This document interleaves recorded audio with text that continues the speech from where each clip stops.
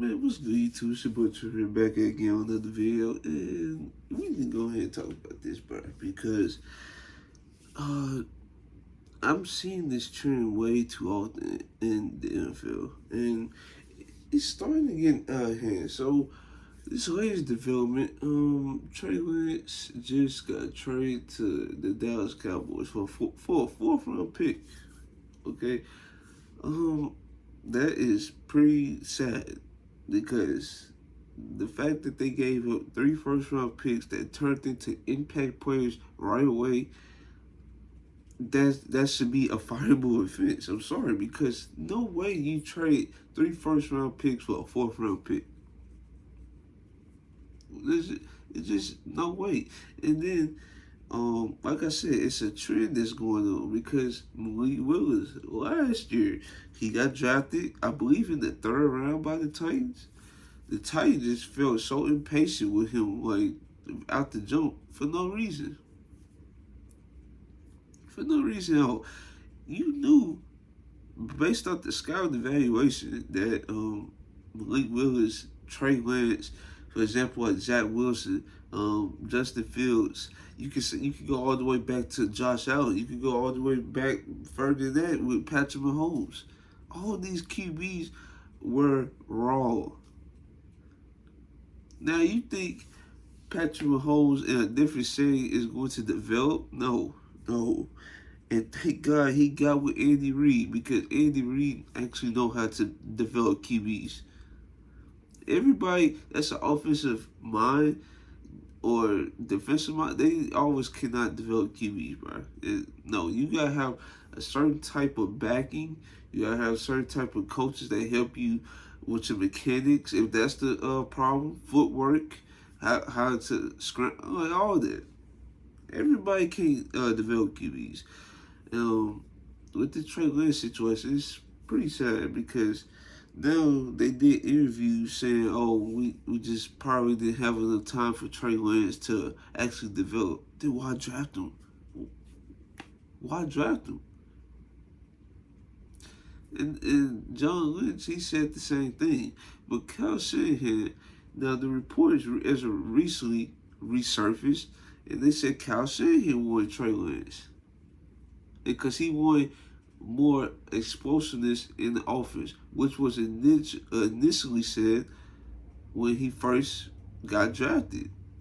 That was the report when he first got drafted. I remember something of that language. And I remember, like, what, when he get drafted, 2021? So probably, like, what, a decade or so ago, they had RG3. Kyle Shanahan, his dad, Mike. They had RG3. He was explosive. Won Rookie of the Year. Wait, did he really? I think he won Rookie of the Year. Could be wrong. But he got outstanding rookie season.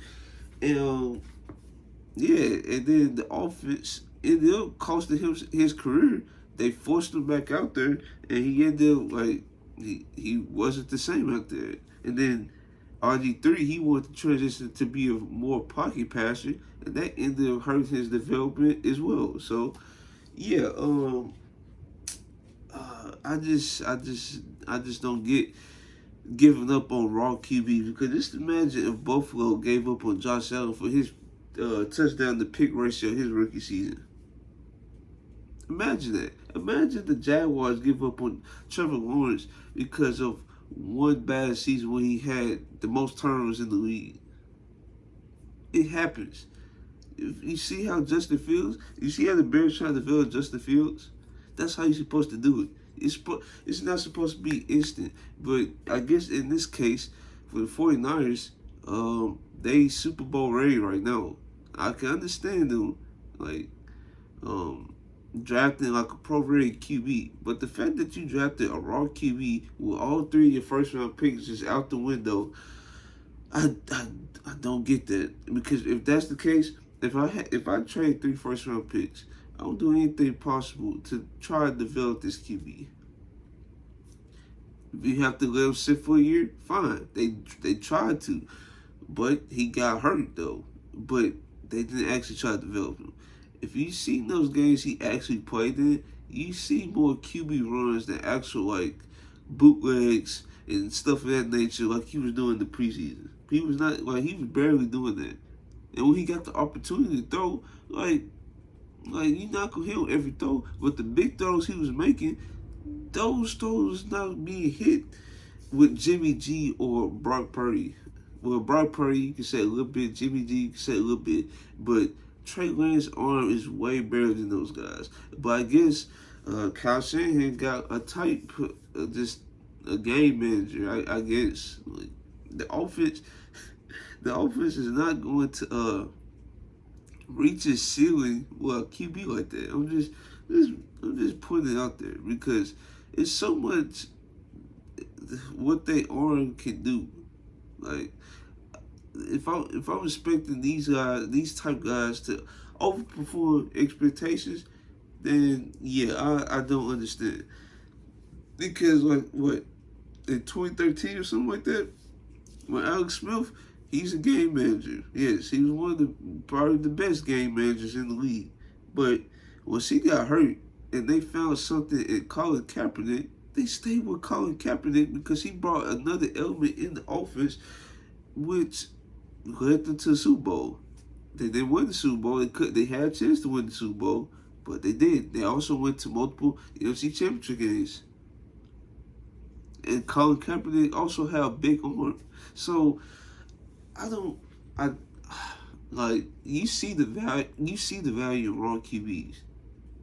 Like, for example, in Josh Allen case, bro, when he first came out in Wyoming, bro, in certain games that he had way more picks than touchdowns. Way more picks.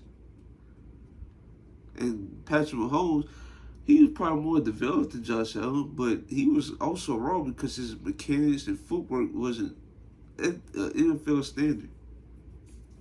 So they did the right thing. They developed it in their own way. Josh Allen started right away to get the reps. Patrick Mahomes, he had to sit behind a QB, and guess what? A QB that actually led them to multiple playoffs.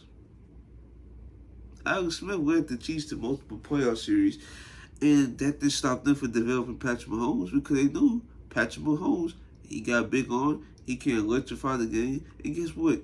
Boom, we hear right here, he's a two-time Super Bowl champ, two-time Super Bowl MVP, and he's a two-time MVP. So he on his way to be a GOAT QB. That's how you're supposed to play the long game. I'm not saying Trey Lance or Malik Willis or Zach Wilson have that type of potential. No, you or Justin Fields. I don't think these QBs have that type of potential. But it's you. I don't know how to explain it. It's all about the long game. It's a marathon, not a sprint. What they always say. I don't know what they was expecting trying to drive for raw QB in Super Bowl contention. I don't understand that. Yeah, and then what, like 08, 09, around that time, the Titans, they had Vince Young. Vince Young, he was an outstanding QB in college, but his skill set was very raw. But Jeff Fisher didn't really want Vince Young. It showed. They got into it multiple times. It didn't work out. And Vince Young ended up have to become a backup to Mike Vick with Philadelphia. And then it also didn't help that Vince Young was kind of immature, so it also didn't help. But Jeff Fisher didn't want him from jump.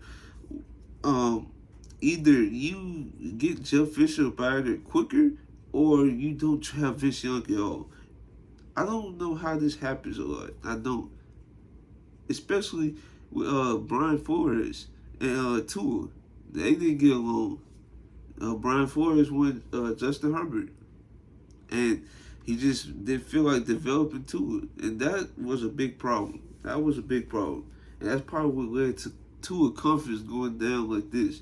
Now I'm glad his confidence going skyrocketing back up, because now he actually got a coach that actually believes in him, try to make the offense best suited around him and not what he can't do. Like more play actions, running the ball a lot more. Try to get the ball out quick. Don't let the ball sit in his hands like that. So yeah, those are my thoughts. Like, teams should not draft raw QBs if they just don't have time to develop them. That doesn't make sense at all, and you just wasted. That's how you set your franchise back for 5, 10 years. That's how you do it. So yeah, that's what my thoughts. Like, comment, subscribe. This your boy Trill, and I'm out.